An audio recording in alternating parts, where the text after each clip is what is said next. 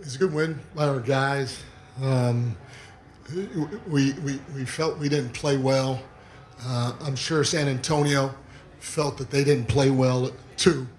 And obviously it's good to learn from, especially when you didn't feel like you played well. It's good to learn from a win. In the first half, they kicked our behind in transition. They got out the way we calculated. They had 24 fast break points in the first half. In the second half, they had 9 fast break points. So we did a better job of getting back. We got to get back. We got to load. We can't buddy run because they have quick, athletic players. And then you got Wemby coming, and he can shoot the three or get to the rim. We were more efficient ourselves in transition in the second half. And we got to keep trying to push the pace because these guys are too good to go against their set defense all the time. Our ability to crash and not only crash, but more importantly, turn the offensive rebounds into second chance points was huge. Getting 23 second chance points compared to their 14 was big, especially with the amount of free throws that they had compared to ours. We had to find other ways to score. Did a nice job taking care of the basketball in the second half. First half, we had 8 turnovers. Second half, obviously, 1 turnover, so we had an opportunity to score more. We got to keep getting to Champagne. Champagne had 5 threes in the first half, and we did a better job of closing out to them and trying to get them off the three-point line. And then going down the line with our guys. Landry Shamet was huge off the bench with his 13 points. Not only that, defensively, he was huge for us. OG got it going in the second half. OG was huge for us in the second half. He hit some big threes. You look at Josh Hart's line being 1 for 5 from the field, and the guy had 15 rebounds and 4 steals, and he made some unbelievable defensive plays, and he helped us tremendously in transition. So heck of a job by Josh. And then, Jaylen, he was the MVP in the second half. He was huge for us. He did what MVP candidates are supposed to do. He carried us home. We put the ball in his hands, and he got it done for us down the stretch. But a good win. We have to keep taking it one game at a time and stay present and see what happens. First question here on the left, Malika. Malika Andrews, ESPN. Congratulations on the win. You mentioned the play of Jalen Brunson, and obviously he had to deal with that knee injury early on, the ankle injury. We saw him go to the back. How did you see him come through this game? And then also, what do you expect the next 24 hours to look like before you have to go to battle again? Yeah, I'm too emotional, and when I get caught up in injuries. So when he got hurt and he went out, Jose, let's go. And I was about to throw Tyler Kolek in the game too. He came back. Jalen's tough as nails, and to me, he didn't seem like he had any effect afterwards. I haven't talked to our medical people. He didn't look like it was bothering him down the stretch, and so I think he's okay. Coach right here. Coach, right here. Oh, my bad. We've seen it all time and again with Jaylen. But what was the difference between his first 3 quarters and then what he did in that last 7.5 minutes? I know he's hunting Champagne a little bit, but what did you see there that got him going? Yeah, he's a gamer, man. He in the biggest moments, he shows up, and that's what MVPs are supposed to do. We put the ball in his hands. We said we were going to live and die with him, and he went and he got it done for us, and that's happened time after time after time after time. He got to his spots, and he made plays. Now, on top of that, our guys spaced the floor correctly. When you're playing against San Antonio and you have a defensive anchor like Wemby back there, your spacing has to be right. And if that ball gets sprayed, we know Wemby's in the paint. When the ball gets sprayed, guys got to make plays. And Josh was great with his quick DHOs. Guys were great shooting the ball. Guys were great having a second drive. And those are things you got to try to do against this team because Wemby is going to gravitate towards the ball when you drive it. And again, I give our guys credit especially starting with Jalen because he made some huge plays, which drew Wemby in even more. But give our guys credit for trying to play fast down the stretch and making sure the floor was spaced when Jalen drove the basketball. Spaced correctly.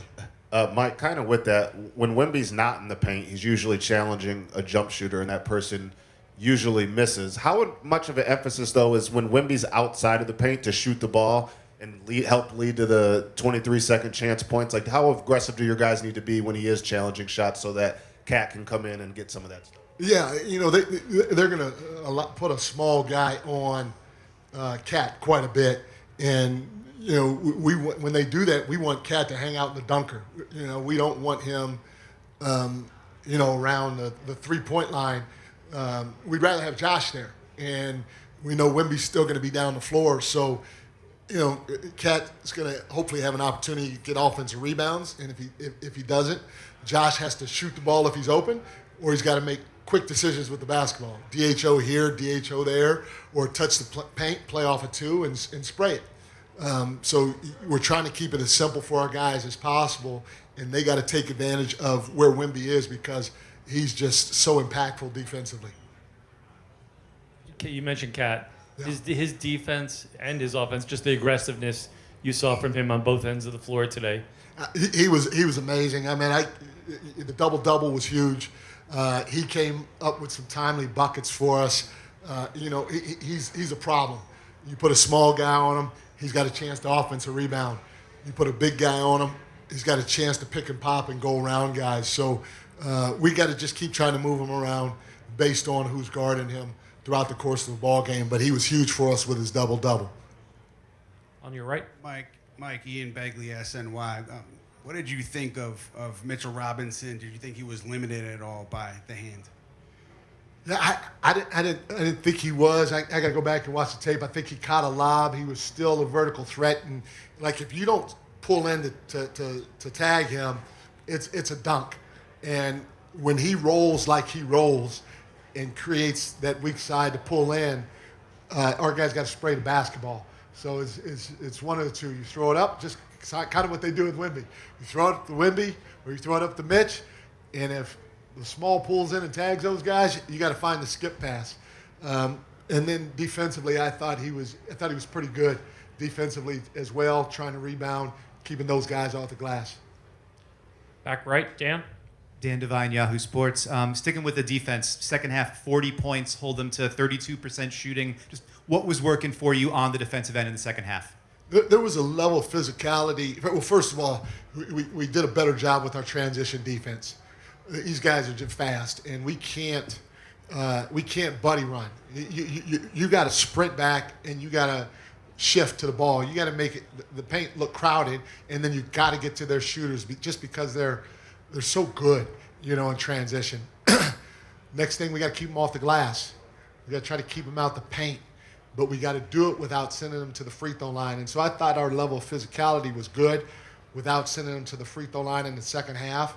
And then we were able to do multiple efforts by helping stop the ball and then getting back to Champagne, who torched us in the first half. Christian in the middle. Mike, Christian Winfield, New York Daily News. This isn't I know you guys would rather not be down double digits, but this isn't the first time you guys have mounted a comeback like this. What are you seeing from your team when you're down double digits that's allowing them to continually come back and secure these victories down the stretch? These guys are resilient, man. They get better as the game goes along.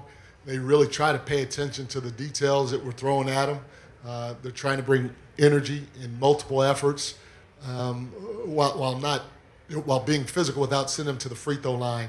And then they know, we got to play fast. You're playing against good teams now, and you can't go against a set defense all the time. And, we were down double digits tonight. We were also down double digits game one against Cleveland. And for our guys just to stay with it is huge because anything can happen in a 48-minute game as long as you stay the course. And I tell you, in the first half, the officials did a good job. They're human. They're calling what they see. But, I always like to say hello to them at first. I jumped them all right away. And then I apologized to them. I said, hey, I should have said hi to you guys at least first and then jump you. But I didn't do a good job of keeping my mind present in the game, and neither did our players. We were all bitching too much at the officials, and I tell you, Rick Brunson was great. He told me to shut the hell up. Sorry, Mom. He told me to shut up, and or be quiet, and he told the rest of the team to be quiet and leave the officials alone. And it was great of him because we were all kind of losing our mind, and I did it. The rest of the guys did it, and it helped us put our energy elsewhere, especially in the second half. Right up here front, Coach. Many times during the game, we heard the Knicks fans many times during the game saying "Let's go Knicks!" Like that kind of support when you are the visiting team. How big is it for the team to hear so many Knicks fans in the arena? It's great, man. Our fans have been fantastic. They've been fantastic on the road, and to see them around San Antonio, to hear them in the arena. I got to give a shout out. The New York Police Department. First of all, I'm giving you guys a shout out. You guys, tough job. But I heard they let the watch parties go on and people hang out in the streets again. So a lot of support, NYPD, a lot of love. But I appreciate you guys letting the fans continue to bring that energy to New York. And the ones that are here, it's awesome, man. It's awesome to hear them cheer the way they cheer. Robert, last one in the middle. Robert O'Connell, Wall Street Journal. Yeah. Coach, we've seen all kinds of clutch plays from Jaylen, of course, in the playoffs. But to have, to be battling through injuries like he was, for it to be a struggle at times tonight, and for one of the biggest plays to be a tip offensive rebound into a relocation. What's it say about him just finding a way when it's not, set up perfectly in a situation like that, kind of scrambling late in the game? Again, I go back to, that's an MVP candidate. And what MVP people do or players do, they just go get it done. It doesn't matter how it is. They make the game easier for their teammates, which when he got to paint and he drew two, he sprayed it, got guys open looks. When he got to his spot, when he had the right matchup on it, he scored the bucket. He misses a shot. He gets a putback.